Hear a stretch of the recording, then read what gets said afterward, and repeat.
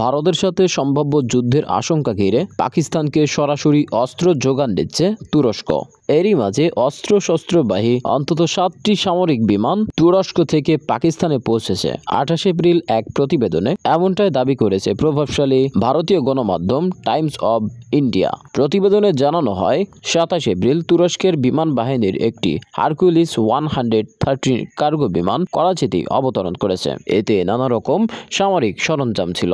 তুরস্ক পাকিস্তানকে প্রতিরক্ষা সহায়তা দিচ্ছে, এটি তারই ইঙ্গিত বলে দাবি করেছে টাইমস অব ইন্ডিয়া। এটিকে বৃহত্তর প্রতিরক্ষা সহায়তার অংশ বলে উল্লেখ করেছে তারা। অন্যদিকে ইসলামাবাদের সামরিক ঘাঁটিতে তুরস্কের আরও 6টি 130 কার্গো বিমান পৌঁছানোর কথা জানিয়েছেন টাইমস অব ইন্ডিয়া। সেগুলোতেও সামরিক সরঞ্জাম ছিল বলে দাবি তাদের। তুর্কি ও পাকিস্তানের উৎসের বরাত দিয়ে ভারতে গণমাধ্যম আরও জানায়, এসব উৎস থেকে সামরিক বিমানগুলো অবতরণের বিষয়টি নিশ্চিত হওয়া গেছে। ভারত অধিকৃত কাশ্মীরের পেহেলগামে হামলার ঘটনা ঘিরে দিল্লি ও ইসলামাবাদের উত্তেজনার প্রেক্ষাপটেই তুরস্ক এমন পদক্ষেপ নিল বলে অভিমত টাইমস অব ইন্ডিয়ার।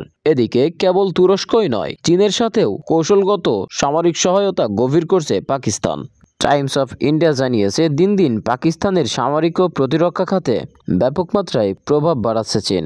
পরিসংখ্যান মতে 2019 থেকে 2023 সালের মধ্যে প্রায় 40টি দেশে অস্ত্র রপ্তানি করেছে বেইজিং। এর মাঝে এককভাবে 82%-রও বেশি অস্ত্রের ক্রেতা পাকিস্তান। এদিকে ভারতের সাথে যুদ্ধ হলে পাকিস্তানের পক্ষে লড়াই করার ঘোষণা দিয়েছে খালিস্তানপন্থী শিখরা। কাশ্মীরে হামলা ঘিরে দিল্লি ইসলামাবাদের চলমান উত্তেজনার মাঝে খালিস্তানপন্থীর শিখ জনগোষ্ঠীর নেতা গুরুপাতওয়ান সিং পান্নু জানিয়েছেন, যুদ্ধ শুরু হলে 2 কোটি শিখ অপ্রতিরোধ্য দেওয়াল হয়ে পাকিস্তানের পাশে দাঁড়াবে। পাকিস্তানে হামলার জন্য ভারতীয় কোনো সেনাই পাঞ্জাব পার হওয়ার সুযোগ পাবে না বলে হুঁশিয়ারি দিয়েছেন তিনি। শুধু তাই নয়, ভারতের প্রধানমন্ত্রী নরেন্দ্র মোদী ও স্বরাষ্ট্রমন্ত্রী অমিত শাহর উদ্দেশ্যেও সতর্কবার্তা দিয়েছেন পান্নু। সাবেক প্রধানমন্ত্রী ইন্দিরা গান্ধীর মতো তারাও গুপ্ত হত্যার শিকার হতে পারে বলে সতর্কবার্তা দিয়েছেন তিনি। পান্নু বলেন, যারা পাকিস্তানে হামলা চালায় বাঁচতে পারে না, হোক সে ইন্দিরা গান্ধী, মোদী কিংবা অমিত। ভারতে শিখদের উপর নিপীড়নের অভিযোগ তুলে